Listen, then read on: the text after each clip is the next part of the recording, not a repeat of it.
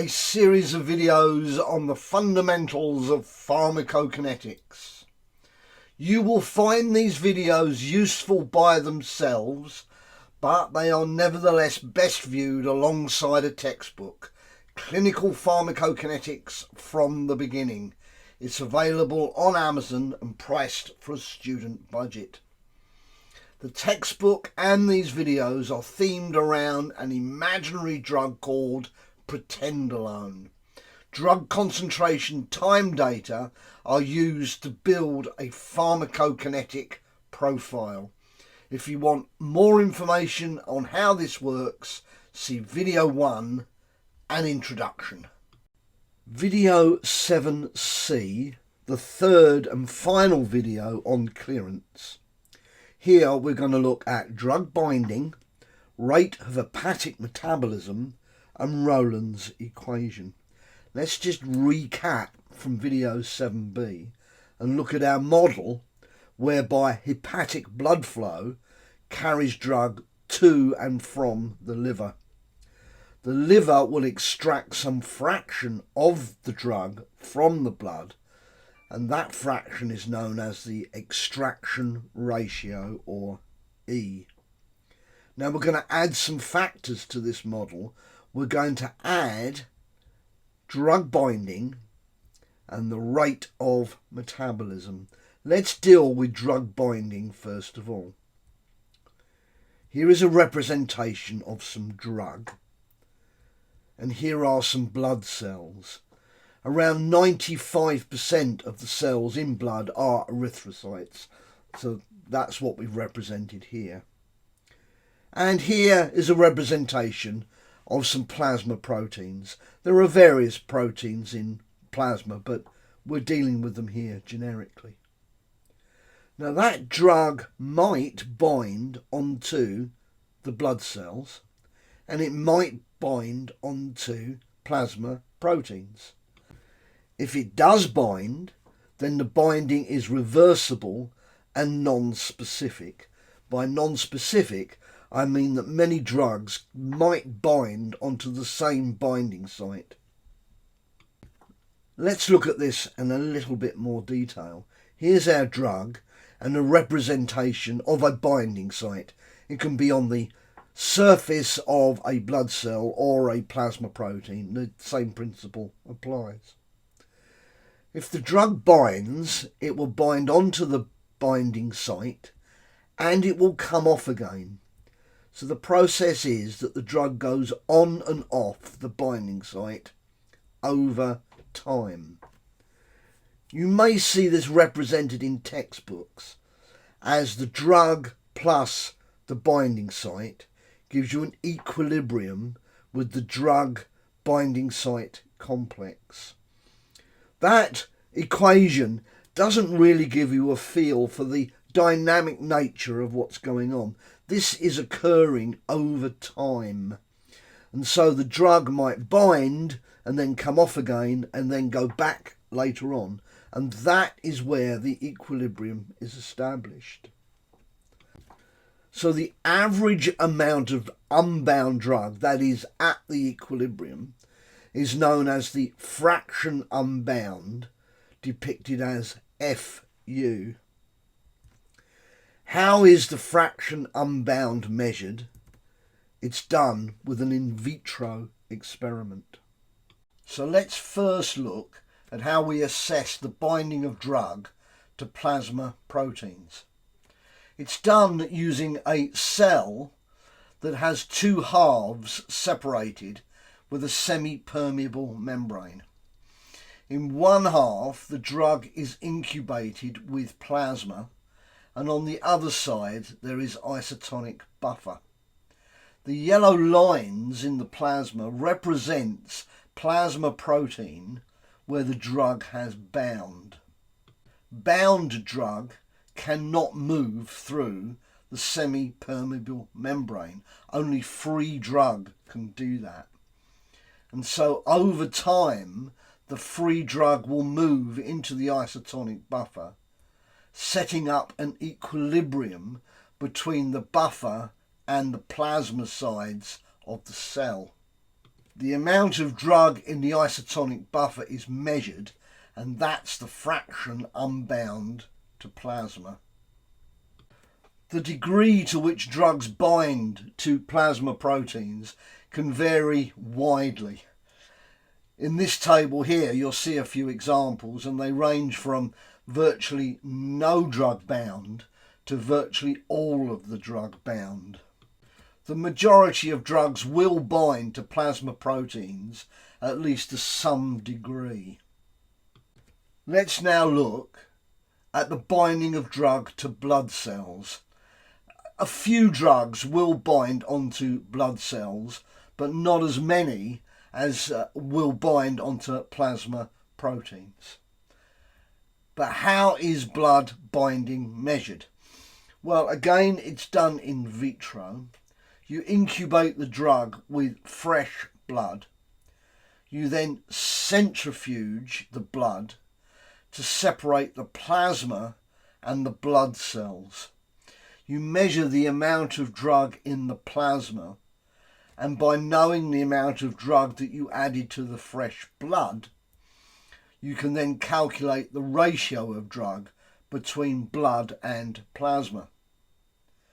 The blood cells that get centrifuged to the bottom of the tube is known as the hematocrit, and the proportion of blood cells to the plasma is typically around 0.5 in a healthy individual. Here are some example drugs and their blood plasma ratios. Note midazolam here, because the blood plasma ratio cannot be lower than the hematocrit. And so if the normal hematocrit is around 0.5, then midazolam is not really binding to blood cells. However, diazepam and chloroquine, these drugs are binding to blood cells, and in fact chloroquine quite significantly so. The fraction unbound is therefore the fraction of the drug that isn't bound to either plasma proteins or blood cells. Being a fraction, it ranges from 0, meaning nothing bound, to 1, all bound. What does this mean in a biological sense? Well, you have biological membranes and you have drug metabolizing enzymes. And if the drug is bound, it is unable to pass through biological membranes, and it is unable to engage with drug metabolizing enzymes. It is only the free fraction of the drug that can do this. That will move through membranes, and that will go on to the binding sites of drug metabolizing enzymes. So in effect, the fraction unbound is the active drug. I've put active in inverted commas because it's a kind of description rather than a definition. Let's now look at the rate of metabolism. To be more precise, this is known as intrinsic clearance. Like plasma and blood binding, intrinsic clearance is determined in vitro. It's done with either isolated liver cells known as hepatocytes or subcellular preparations of liver cells known as microsomes. Hepatocytes or microsomes are put into culture, and the drug is incubated with them for a period of time, and intrinsic clearance is determined by the rate of disappearance of parent drug or through Michaelis-Menten kinetics. The method of determining intrinsic clearance is actually quite complex, and there are different ways of doing it. So we're not going to go into that detail here. What's important to know is that intrinsic clearance is the ability of the liver to remove drug irrespective of blood flow or the binding of the drug to blood or plasma. as with the other forms of clearance that we have encountered, in the units of intrinsic clearance are still flow rate. We can now have a look at Rowland's equations. Let's have a look at the terms. We have come across hepatic extraction ratio several times before, as well as hepatic blood flow. These new terms that we've just discussed are fraction unbound and intrinsic clearance, and those form part of the equation. Rowland's equation was figured out by Malcolm Rowland, and at the time of doing this video, Malcolm was Emeritus Professor at the University of Manchester in the UK. Let's just have a look a little closer at this equation and what does it mean? Well, the first thing that we can do here is express this equation in terms of hepatic clearance. We know that hepatic clearance equals the hepatic blood flow multiplied by the hepatic extraction ratio. So we can simply substitute those into the equation, and we can express Rowland's equation in terms of hepatic clearance as shown there. But that doesn't really help us in terms of what the consequences of Rowland's equation are. Those remain somewhat obscure. So what we do to understand this equation is we take two extreme cases, which is what we'll do now. The first case is where the intrinsic clearance is very low. So in other words, the drug is essentially unmetabolized. It's represented here. Drug poorly metabolized, and therefore intrinsic clearance is much lower than hepatic blood flow. Under these circumstances, we can do some approximations within Rowland's equation, and we can say that the intrinsic clearance is a very small number, and therefore the fraction unbound multiplied by intrinsic clearance is also going to be a very small number. And so we can cancel out some terms, and we can say that the hepatic clearance will be the fraction unbound multiplied by intrinsic clearance. The second case is the opposite. It's where intrinsic clearance is very high and the drug is heavily metabolized. It's represented here by saying intrinsic clearance is much greater than hepatic blood flow. And we can do some more approximations in terms of Rowland's equation. We can say that under these circumstances, the fraction unbound multiplied by intrinsic clearance is roughly the same as the hepatic blood flow plus the fraction unbound multiplied by intrinsic clearance. And so the terms cancel out, and we end up with hepatic clearance equals hepatic blood flow. So these are much more straightforward approximations from Rowland's equation, but what are the consequences? What does it mean? Well, let's have a look at a situation where you have a low intrinsic clearance. If you have low intrinsic clearance, you have a low extraction ratio. This is the equation here that pertains to this situation. Examples of drugs here with low intrinsic clearance, low extraction ratios are diazepam and phenobarbital, and they are sometimes called capacity limited drugs.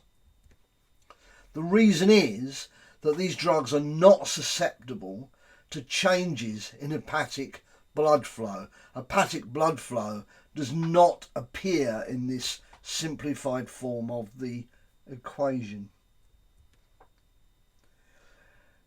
If we assume that binding doesn't change. Now, to be fair, binding can change. There's all sorts of things that can affect drug binding. But for our simplified case, let's assume that the binding of the drug doesn't change. Then, if there are any changes to intrinsic clearance, this will then affect hepatic clearance. What sort of things can change intrinsic clearance? Well, the drugs can be susceptible to, for example, co-administered drugs which inhibit or induce enzyme activity. We'll come back to that in just a minute. The other situation is where you have high intrinsic clearance and therefore you have a high extraction ratio. This is the equation that pertains to that situation. Examples of drugs with high intrinsic clearance and therefore high extraction ratios are verapamil and morphine. These are sometimes known as flow limited. These drugs are susceptible to changes in hepatic blood flow. Hepatic blood flow is right there in the equation. But since intrinsic clearance isn't in the equation, these drugs are less susceptible to changes in drug metabolizing enzyme activity. What I'm talking about here really is a process of pharmacokinetic drug-drug interactions. It's where you administer one drug, which then either inhibits or induces the activity of an enzyme which is involved in the metabolism of another drug. Now, we're not going to go into that here, but there is a supplementary video on this channel on that subject if you wanted more information. Under these circumstances, it's worth remembering that hepatic blood flow changes with age. This is me. I'm about 21 years old or thereabouts. I'm in the lab messing around and my hepatic blood flow is probably close to 90 litres per hour. It's not been measured, but that would be the average expected in someone of that age. This is me now getting very frustrated trying to work out the software to make this video. My hepatic blood flow now is probably closer to 60 litres an hour. So for drugs such as verapamil and morphine that have high extraction ratios, dosages may have to be adjusted depending on age because of the changes to hepatic blood flow. Clearance of drugs with high extraction ratios can also be affected with liver disease, which might reduce hepatic blood flow. Clearance, as we will discover in the next videos 8A and 8B, is an important parameter in the design of repeat dose regimens. And so dosages may have to be adjusted depending upon the age of the individual.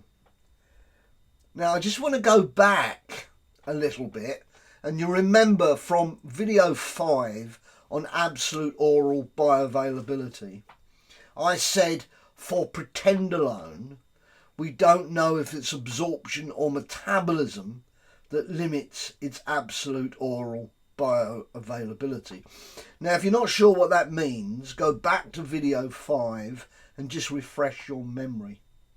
Because I also said we might get some insight as to what the processes are that are limiting absolute oral bioavailability from Rowland's equation. So drugs with high extraction ratios and high intrinsic clearances, they are likely to have limited absolute bioavailability because the drug's metabolized. That's through metabolism. Verapamil is an example. It's well absorbed through the GI tract, but it's a high extraction ratio drug, which brings its absolute oral bioavailability, its value of F, down to around 0.25. But beware, because the situation is not quite as simple as that, because some high extraction ratio drugs may also have poor absorption. And so without information on the absorption, it's really not possible to say what process has the biggest effect on the absolute oral bioavailability. There's further examples on the effects of clearance in the textbook if you want more information. But herein ends the series of videos on clearance, and in the next video we're going to look at repeat dose administration. I would hope to see you there.